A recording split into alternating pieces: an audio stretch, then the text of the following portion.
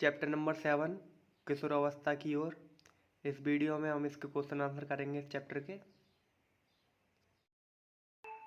अभ्यास प्रश्न नंबर 1 है, शरीर में होने वाले परिवर्तनों के लिए उत्तरदायी अंतःस्रावी ग्रंथियों द्वारा स्रावित पदार्थ का नाम क्या है? उत्तर है इसका हार्मोन। प्रश्न नंबर 2 है, किशोरावस्था को परिभाषित कीजिए। किशोरावस्था जीवन काल की वह अवधि जब शरीर में ऐसे परिवर्तन होते हैं जिनके परिणाम स्वरूप जनन परिपक्वता आती है, किशोरावस्था कहलाती है।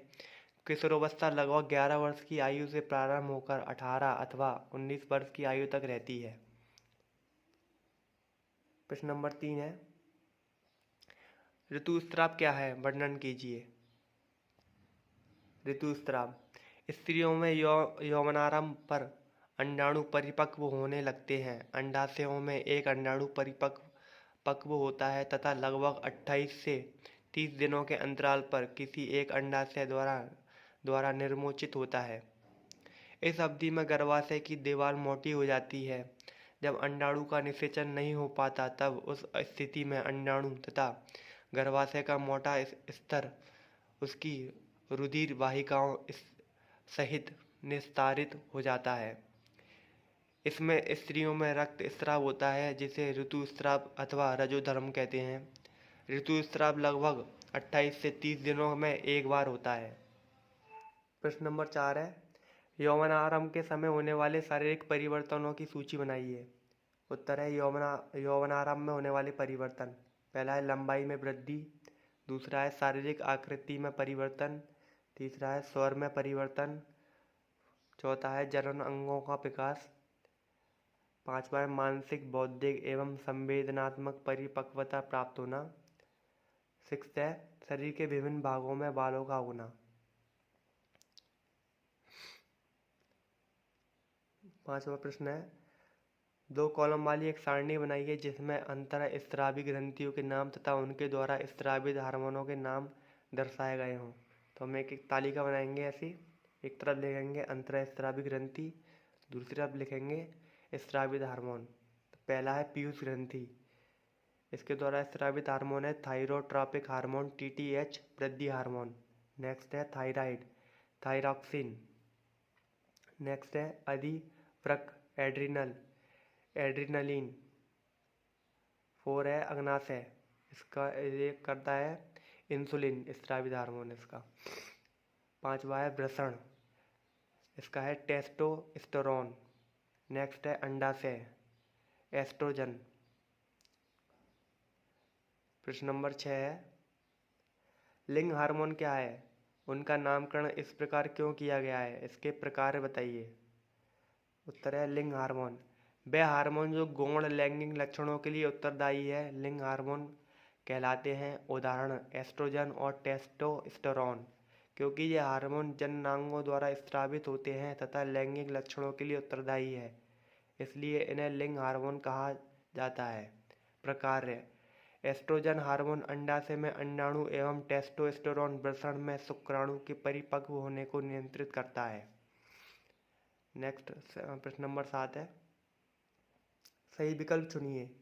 पहला है का किशोर को सचेत रहना चाहिए कि वह क्या खा रहे हैं, क्योंकि उचित भोजन से उनके मस्तिष्क का विकास होता है। शरीर में तीव्र गति से होने वाली वृद्धि के लिए उचित आहार की आवश्यकता होती है।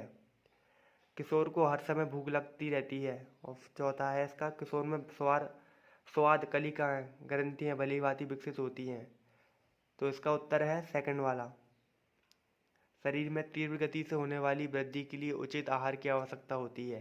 प्रश्न नंबर का है, स्त्रियों में जनन आयु काल का प्रारंभ उस समय होता है जब उनके ऋतुस्राव प्रारंभ होते हैं, स्तन विकसित होना प्रारंभ करते हैं, शारीरिक भार में वृद्धि होने लगती है, शरीर की लंबाई बढ़ती है। तो इसका उत्तर है पहला वाला, ऋतुस्राव प्रारंभ होता है। प्रश्न नंबर का है, निम्न में से कौन सा आहार किशोरों के लिए सर्वोचित है? पहला है चिप्स नूडल्स कोक, दूसरा है रोटी दाल सब्जी, तीसरा है चावल नूडल्स बर्गर, और फोर्थ है शारीरिक शाकाहारी टिक्की चिप्स तथा लेमन पेय। तो इसका उत्तर है रोटी दाल सब्जी। प्रश्न नंबर 8 है, निम्न पर टिप्पणी लिखिए। पहला है एडम्स एप्पल। तो एडम्स एप्पल, यौवन अवस्था में सौर यंत्र अथवा लैरिंगस में वृद्धि का प्रारंभ होता है। लड़कों का सौर यंत्र विकसित होकर अपेक्षाकृत बड़ा हो जाता है। लड़कों में बढ़ता हुआ सौर यंत्र गले के सामने की ओर सुस्पष्ट उभरे भाग के रूप में दिखाई देता है, जिसे एडम्स एप्पल कंठमणि कहते हैं। दूसरा है गॉड लैंगिक लक्षण।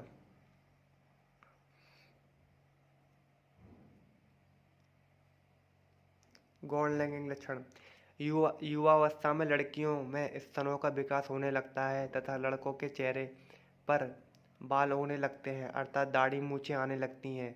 ये लक्षण क्योंकि लड़कियों को लड़कों से पहचानने में सहायता करते हैं, अतः इन्हें गौण लैंगिक लक्षण कहते हैं। लड़कों के सीने पर भी बाल आ जाते हैं। लड़कों एवं लड़कियों दोनों में ही बगल एवं जांघ के ऊपरी भाग अथवा प्यूबिक क्षेत्र में भी बाल आ जाते हैं। नेक्स्ट है गर्भस्थ शिशु में लिंग निर्धारण। निषेचन अंडाणु अथवा युग्मनज में जन्म लेने वाले शिशु के लिंग निर्धारण का संदेश होता है। ये संदेश निषेचित अंडाणु में धागे सी संरचना अर्थात गुणसूत्रों में निहित होता है। सभी मनुष्यों की कोशिकाओं के केंद्रक में 30 जोड़े गुणसूत्र पाए जाते हैं। इनमें से 2 गुणसूत्र लिंग सूत्र हैं, जिन्हें एक्स एवं वाई कहते हैं। स्त्री में 2 एक्स गुणसूत्र होते हैं, जबकि पुरुष में 1 एक्स तथा 1 वाई गुणसूत्र होता है। युग्मक अंडाणु तथा शुक्राणु में गुणसूत्र का 1 जोड़ा होता है। अनिषेचित अंडाणु में सदा 1 एक्स गुणसूत्र होता है, परंतु शुक्राणु 2 प्रकार के होते हैं, जिसमें एक प्रकार में एक्स गुणसूत्र तथा दूसरे प्रकार में वाई गुणसूत्र होता है। जबकि एक्स गुणसूत्र वाला शुक्राणु अंडाणु को निषेचित करता है, तो युग्मनज में 2 एक्स गुणसूत्र होंगे तथा लड़की पैदा होगी। और यदि वाई गुणसूत्र वाला शुक्राणु अंडाणु को निषेचित करता है, तो शिशु लड़का होगा।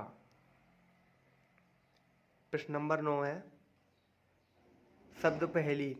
शब्द बनाने के लिए संकेत का संदेश प्रयोग कीजिए बाएं से दाएं की ओर।